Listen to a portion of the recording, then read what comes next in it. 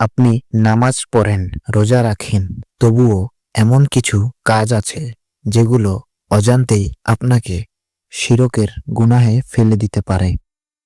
এই ভিডিওটা শেষ না দেখা পর্যন্ত স্কিপ করবেন না, কারণ এর মধ্যে হয়তো আপনার নিজের কাজও আছে। আসসালামু আলাইকুম ওয়া রাহমাতুল্লাহ।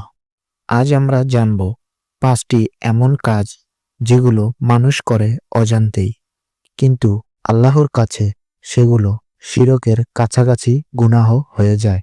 কুরআন ও সহিহ হাদিসের আলোকে একদম পরিষ্কার করে বুঝাবো। আল্লাহ ছাড়া কারো উপর ভরসা করা।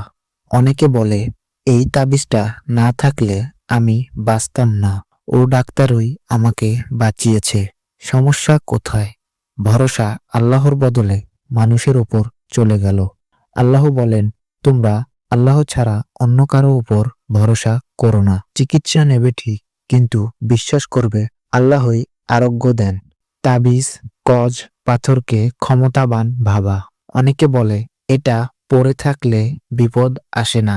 যদি মনে করো এই জিনিস নিজে থেকেই উপকার বা ক্ষতি করে, তাহলে সেটা শিরক। রাসূলুল্লাহ সাল্লাল্লাহু আলাইহি ওয়াসাল্লাম বলেছেন, যে তাবিজ ঝুলালো সে শিরক করল। কসম খাওয়ার সময় আল্লাহ ছাড়া অন্য নাম নেওয়া। অনেকে বলে মায়ের কসম, বাবার কসম, পীরের কসম ইত্যাদি ইত্যাদি।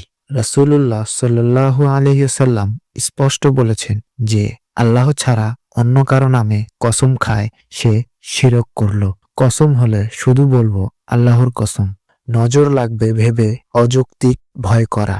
নজর সত্য, কিন্তু সমস্যা তখনই যখন মনে করো এই মানুষটাই ক্ষতি করে ফেলবে, এই মানুষটার নজরের জন্য আমার এমন হয়েছে ইত্যাদি ইত্যাদি। কিন্তু নজরদাতার চোখে নিজস্ব শক্তি আছে, এটা বিশ্বাস করা ভুল। সঠিক বিশ্বাস হলো নজরও একটি কারণ মাত্র, ফলাফল দেন একমাত্র আল্লাহ।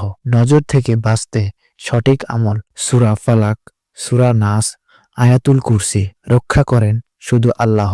আল্লাহ ছাড়া অন্যের কাছে গায়েব চাওয়া। অনেকে বলে ও পীর সব জানে, ও দরবারে গেলে সব ঠিক হয়ে যাবে। গায়েব জানার মালিক কে? আল্লাহ বলেন, গায়েবের জ্ঞান শুধু আল্লাহর কাছেই। কাউকে গায়েব জানে মনে করা স্পষ্ট শিরকের রাস্তা। শিরক এমন গুনাহ, যদি তওবা ছাড়া মৃত্যু হয় আল্লাহ ক্ষমা করবেন না। কিন্তু সুখবর হলো, জেনে গেলে বুঝে গেলে তওবা করলে আল্লাহ অতি দয়ালু। আল্লাহ আমাদের সবাইকে অজান্তের শিরক থেকে হেফাজত করুন। ভিডিওটা শেয়ার করুন, কারণ হয়তো আপনার জন্য কেউ এই শিরক থেকে বাঁচবে।